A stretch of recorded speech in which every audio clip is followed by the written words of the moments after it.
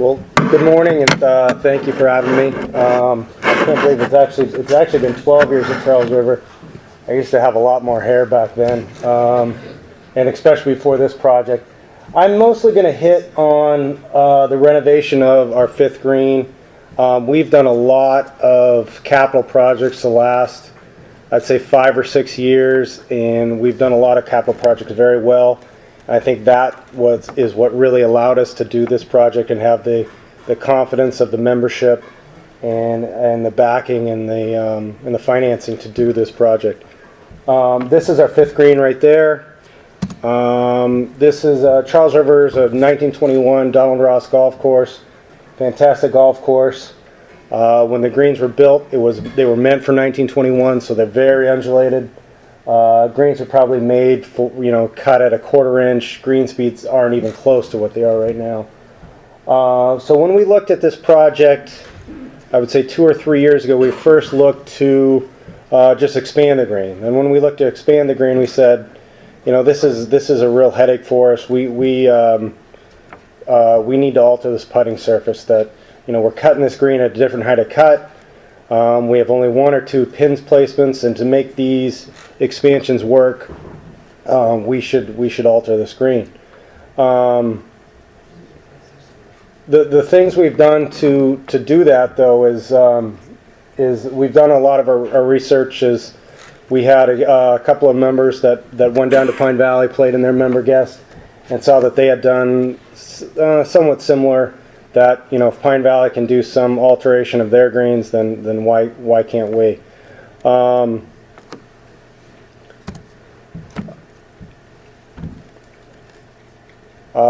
main objective of this why we wanted to change this green is, like I said, it's since 1921 we used to have three pin placements on that green. We had lost our front right pin placement. And we wanted to regain that, and that was one of our main objectives. Like I said, we were cutting the green at a much higher height of cut. We wanted to remain consistent with all our greens and all our presentations, and with that higher height of cut, balls were rolling off the green. Remember, we had the 2006 Women's Eastern Open. We had to just syringe that green in between plays just to keep the ball on the green. When we had firm, dry conditions in the spring and fall, you couldn't keep a ball on that green. And the main thing was when we wanted to change the screen, we wanted to keep the green in place, and we wanted to expand to the original pad of the green. Our objectives were we wanted to keep the same contours. We didn't want to alter the green. We didn't want to build a new green. Those weren't successful. Charles River is a relatively untouched golf course, and we wanted to keep the same contours and maybe soften it somewhat. We wanted that green to remain the most difficult green on the golf course. It still is. When people play Charles River, they always remember the fifth green, and it's ruined many around. And one of the main objective I think we had going into this is, like I said, we had a front right pin placement on the green.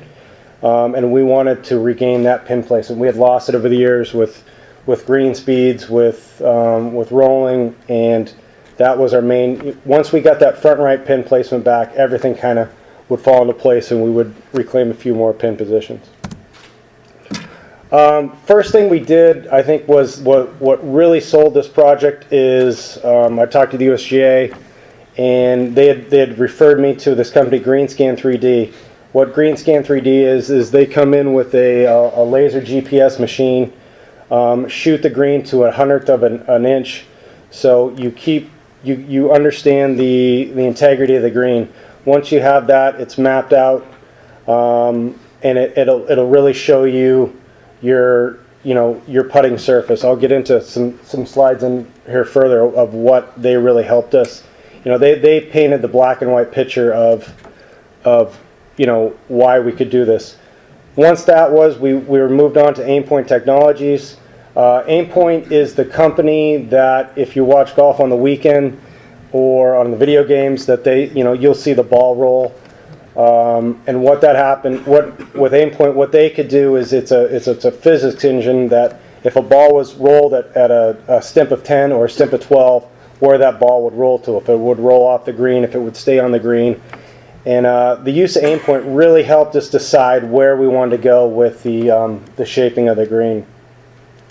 Another big thing that we knew we wanted to do this process, and where had this process been used. So we did countless hours of research. I want to thank my former green chairman, Bill Prescott. He basically drove the bus on this project, but I can't tell you how many hours, how many different clubs we've talked to between Pine Valley, Augusta, Olympic, that, if they can do some sort of green alteration, then, it would be okay at Charles River, contrary to some people's other thoughts. And the main thing, too, is the communication with this project. Once we got our, the green scan work, the aim point work, memberships went out to the emails went out to the membership and saying, we're interested in this. We're going to have 2 informational meetings.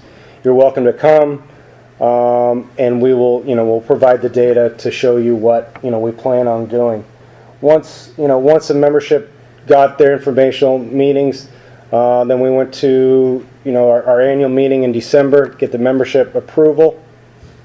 Got that approval. The other thing we had to run into, too, is, like Tom said, we were the co-host, or the sister club of the amateurs is getting the USGA's approval on this process. And, I think at times they weren't too excited about it, but in the end, everyone came up that, this would be a successful project, and it would, and we were able, in the long run, able to do it.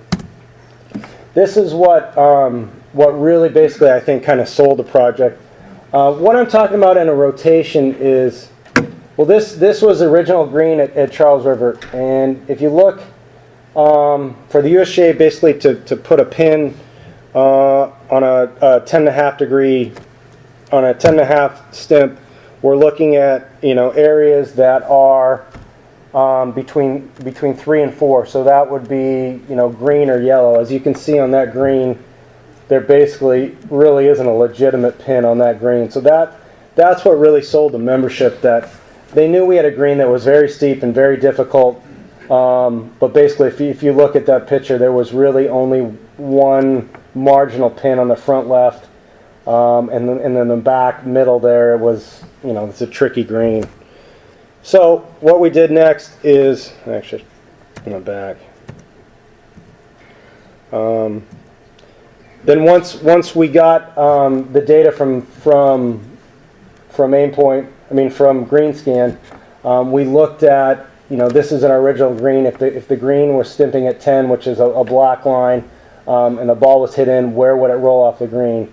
So this was the existing green. If a ball was hit in basically anywhere, and the greens were stimping at 10, they would basically roll off the green. And we knew we had some sort of an issue, and it really painted a picture of what was going on with that green. So what happened then is GreenScan then took the green, and what I'm talking about with a tilt is, this is a hinge. Imagine the hinge is the front of the green. This is how the green was, that we're going to go at a 1/2 degree tilt, a 3/4 degree tilt, or a 1 degree tilt. We're not rotating the green, but basically the front of the green is the hinge. We're going to rotate it down. That way we keep the same contours, the same basic character of the green. So once we did that, we had both Aimpoint and GreenScan do their generations off these greens. And this is the 1/2 degree tilt that we first looked at. It's still very severe, and it's still almost too severe, that if we did do something, we want to say if we're going to spend money with the membership on a project like this, we did want to make some change and not keep it as difficult, but we still wanted the green to have some teeth in it. So we went to a 3/4 degree tilt. This was better. We had a few more pins, and you can see that the colors really change. And this gains us 3 or 4 more pin placements, and the ball necessarily isn't rolling off the green at 12 in a few spots, which it still gives the green some character and some difficulty. Then we tried a 1 degree tilt. This was almost too much. It was it fixed the green, but it it softened it a little bit too much. Where, one of our main objectives is we still wanted this green to be our most difficult green of the golf course.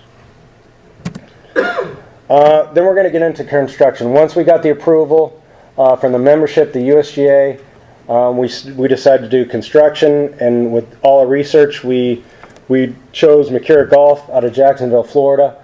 McCurrick had done the green remodel at Vesper the previous year, and Greenscan had used them several different times with their work, so they were very comfortable using Greenscan's tools, and it was a very good relationship because McCurrick did a fantastic job. I'm not here to sell McCurrick, but they were very professional, and it was a very precise job.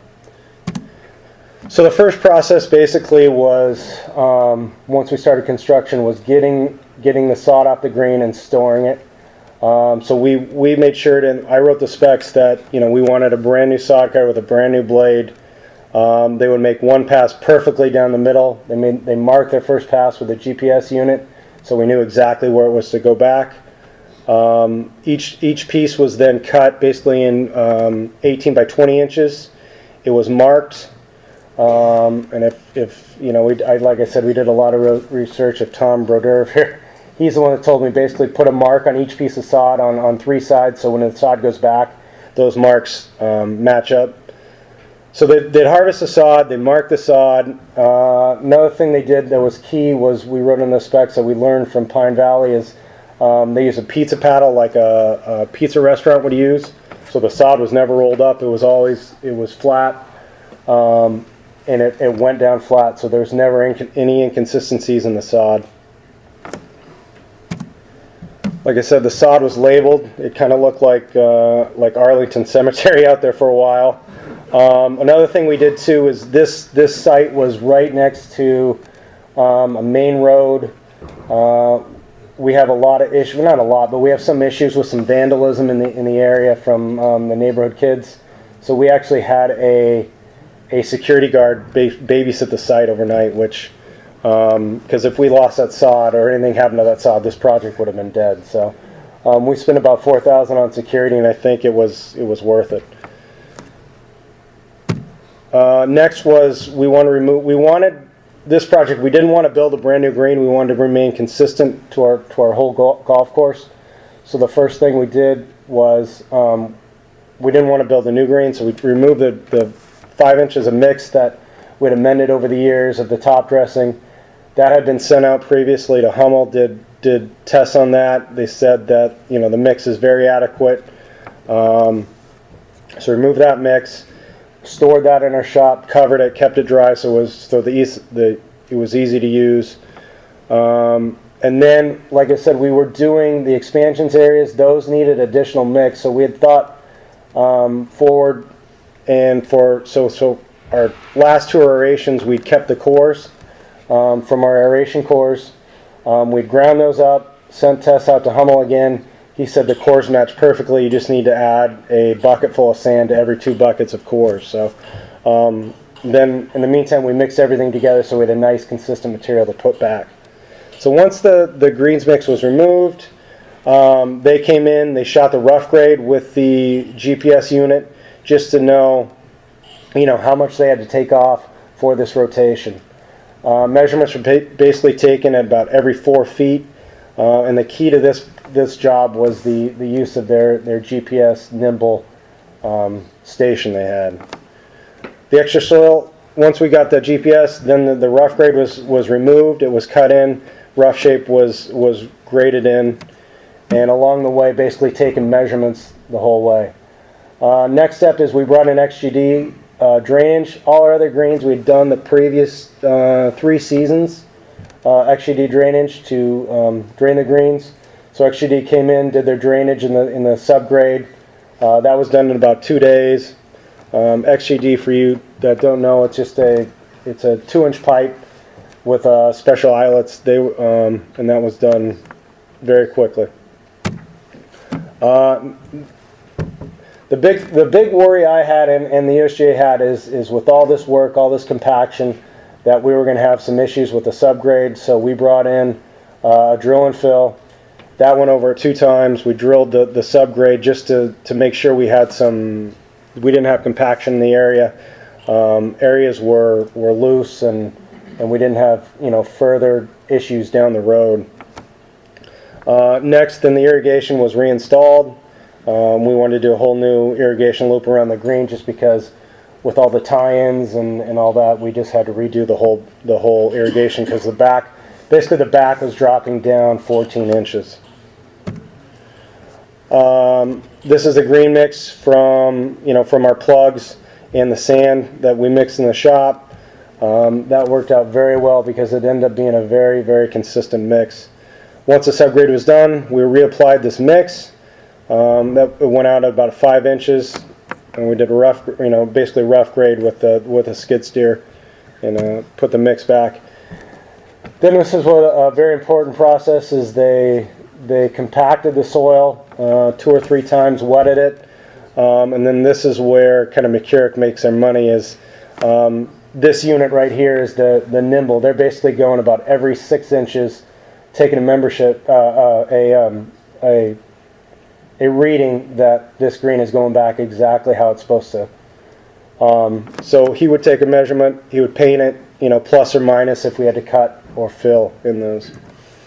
This is just a picture of the device. It's a very good tool where it can get. We wanted to be a 1/16 of an inch off the acceptable elevation, where we could have some settling or not, but a 1/16 of an inch was an acceptable number for that green to be put back. Once they did they started this, measuring the green. They would have 3 guys that would follow them. Basically, they'd start from the top of the green, work their way down, take a measurement every 6 inches, and they'd have 3 guys just basically following them with rakes. They wanted it kind of high, because it was easier to take material off as opposed to put it back down and compact it. This took a long time. This took about 3 days on a 8,000 square foot green to really get perfect. Once the finished grade was established, we brought in brand new plywood. We established that first line of sod that came off, and the sod was put back the same way it was taken off with the pizza paddles. They pulled the sod nice and tight to the plywood, and that way we could have a nice straight line to work off. That those dots matched up exactly with the sod that was taken off. We tried to get the sod back in about 2 days. All sod was done on this plywood, which worked well. It gives us a straight line. In the meantime, it compacted the sod back down. Sod was what we did this project kind of in the mid to late September, which I think was key in helping us establish it. But we had one staff member just basically watering the sod as we went, as we didn't want to lose. We didn't lose one single piece of sod as we reapplied it. One thing too is once the sod went in, and with lowering the green, that like I said, the front wasn't basically lowered much, but the back was lowered 14 inches. That the back 2 bunkers had to be lowered also. So this is where we brought in Bruce Hepner, our architect, and he helped us with the tie-ins. And lowering the bunkers basically were tilted down to match exactly what was there.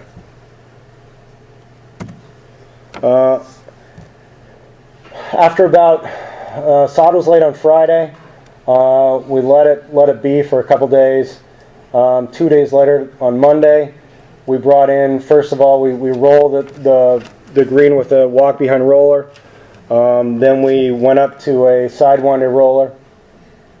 All at the same time having guys moving plywood at the ends, as we didn't want to any of the sod to move, making careful that we're going across the sod, not to have the sod shift. The green was cut then 3 days after we installed it, which I was very surprised, and it cut perfectly. Then the key to growing it in was top dressing. We would top dress it with about 2 yards of sand every 7 days. And we had guys basically hand brush it in. We didn't want to put any sort of machinery on it in the first fall of this growing season. Then the growing, basically we put out 1/10 of a pound of nitrogen a week, some potassium, some phosphorus, just to make sure we had some good rooting. This green actually going into winter had the best rooting by far of any green we had. Week and a half after we sodded it, we brought in a big, large driveway roller. So we put a 1.5 ton roller on it, rolled it in 3 different directions, just to make sure we got all the inconsistencies out, any settling. Then 2 weeks later, we aerified the green, as you know, a lot of people do with brand new sodded greens, just to break up any layers that develop. And then prior to winter, we drill and filled the green again, like all the other greens. We want to remain, like I said, consistent as we could with the management of all our greens. And then we heavily top dressed and installed a cover right before snowfall in December. In the spring, the green came out as the healthiest green on the golf course. We had, I don't know, 5 or 6 inch roots, which on POA, on our golf course, is amazing. Green was cut for the first time in the spring as the same height as all the other greens coming out of winter. It probably could have been played right away, but we wanted to make sure we didn't have any issues with the amateur, being played at Charles River that year. So we waited until, I think it was March 7th or 8th, that first weekend, May 7th or 8th, the first weekend in May, to open the green to the golf course. The green continued last season to be our best rooted, healthiest green on the golf course. I think because it just had a little bit extra fertilizer growing it in. I'll say a few little things we did to this project that were kind of neat. One of our members said, basically what we did is we went down to Bass Pro Shops, got this little inexpensive, I think it's $110 hunting camera. It's meant to, if you put out some feed for a deer, and it'll take a picture of a deer, but it also can be set up as a time-lapse camera. So if anyone has a project, we set this up in a tree, and we took a picture basically every 5 minutes. It was a really neat tool that, and I'll show you the video here in a second, that we could put together all these pictures and make a nice time-lapse video of the project from start to finish for basically under $200. So we continue to use this. We did our driving range last year. We used it also last year. So it's a nice, inexpensive tool to really document what you've done. This is just the video of what we put together of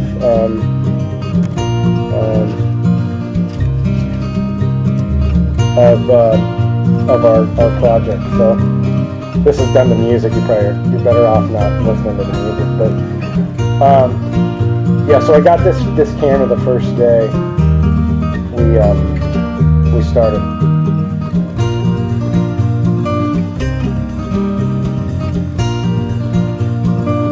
We had a little bit of rain during the project, so we would cover at night anytime we were getting rain.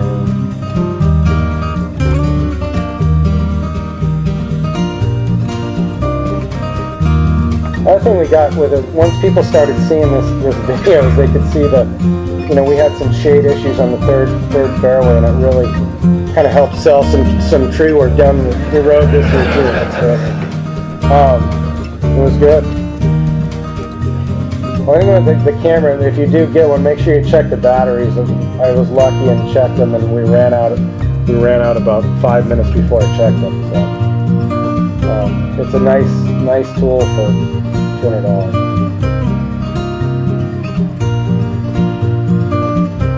This project took about 2 weeks to complete.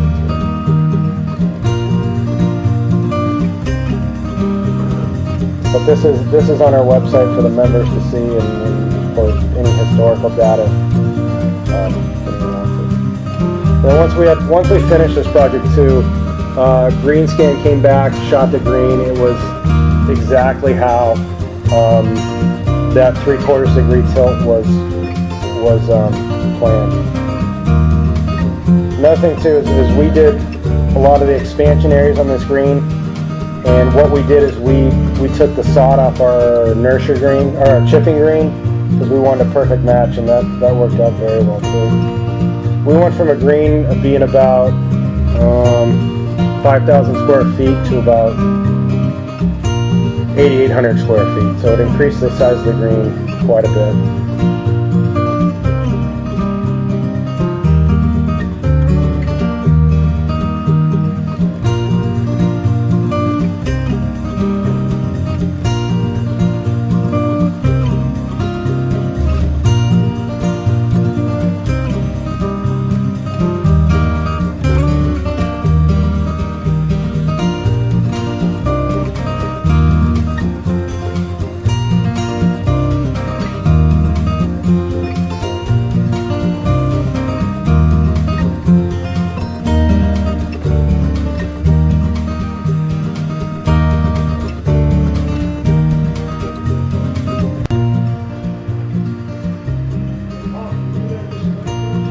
What's that?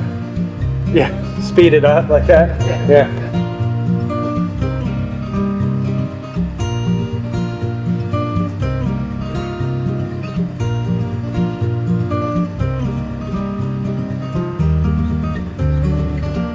But after we did this, I think we gained probably 5 or 6 more pin plates, which makes the green just that more exciting to play too. And from my end, it moves traffic around the green a lot better now. I'm scared to kind of use the back pin placements a little bit, but it spreads them out. Where did they have it doing diameter? Front left.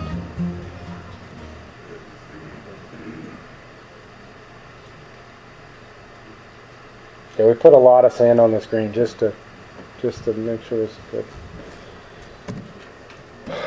In summary, the key to this project basically was the planning, having a good committee chairperson just to put a lot of heart and soul into the project, that really selling it to the membership, talking to different people who have done this work and where this can be successful, and this really helped us become successful with this project. We regained our front right pin placement, which was one of our objectives. Along with it, we gained a couple of others. The green still is the most difficult green on the golf course. I think it's the scariest green on the golf course. And lastly, I just want to thank the Charles River Country Club Green Committee membership board, Bill Prescott, my staff did a lot of the extra work. USJ for having confidence in us to finish that project, because we had the membership approval and the membership support, and we had basically one chance to get this done, and we got it done. McCare Golf, they did a fantastic job. Bruce Hepner, architect, and without Greenscan and Aimpoint, I don't think this job would have got done. So that's it. Thank you. Any questions? Go ahead. We ended up spending about $85,000 on the green. There's some few things that like the security we had. We put up secure fences around it, between the camera, all the work that Greenscan did, Aimpoint did. It was about $85,000. Everything. How many days was it between stripping the green and laying the sod back down? It was 10 days, and we lucked out. We had perfect weather. We had rain one night. We covered the site with our winter cover, which we have impermeable covers, and everything worked fine. So, go ahead. When did you lay the sod down? What date? I think we laid the sod down on September 29th or 30th, and the timing of that was perfect because it allowed us to really get some roots going into winter. We could get some roots for a couple weeks and really aerify, which is what I want to do, break up some of that compaction. Yeah, go ahead. How much beyond the original footprint of the green did your expansion? Like I said, we went from probably, I think, about 5,000 square feet to about 8,800 square feet. So the 5 was what it was originally? Yeah. And we reclaimed the front left, front right, kind of the whole left, I don't know, 5 or 6 feet around the green and then back too. So we got a lot more space on that green. Go ahead. Sounds like a very successful project, but is there anything you would do differently, having done this now? No, there's not a thing I think just the little things with with the pizza paddles, and it helped. Like I took a trip down to Pine Valley and looked at kind of their process, and I think our research really helped us. And people have asked me that before. There isn't one thing I would do differently with that. I think the 3/4 degree tilt was the perfect the happy medium between the two. So yeah, good. You said before you did this project, you treated the green differently. Yes. Did you try to control the stem and Yeah, that's what we would never roll the green. The staff would have to cut it at a. It was always 2/100. We'd cut our greens at an 1/8. That green would always cut at .140. So it'd have to be cut with a separate mower. And if we didn't do these things, all the balls would, they'd roll off 100 yards from the green. It was ridiculous. did the members have any sort of reaction having a different green? I don't. It's the same green. I would say. Speed. No, I think people, once they got to it, yeah, they always kind of knew that uphill putt was difficult. But for us to to keep it sane, we had to do something. So go ahead, Peter. Well, from the inception of thinking about it to the day you executed, how long did that take? No, yeah. Ask Scotty. I asked Scotty. I think it was only about a year. And like I said, getting the raw data from GreenScan really sold it to the membership, that they could really see that, the colors of that document really showed that we knew there was a problem with that green. There's just, it was insane. So. Go ahead, Jason. Nice job, Paul, first of all. What kind of investment is it for GreenScan to come in and just evaluate a green? I think it's about $1,000 a green. It's not a whole lot of money. It takes them about, an hour or two. It takes half hour to set the machine up, and basically it's a camera.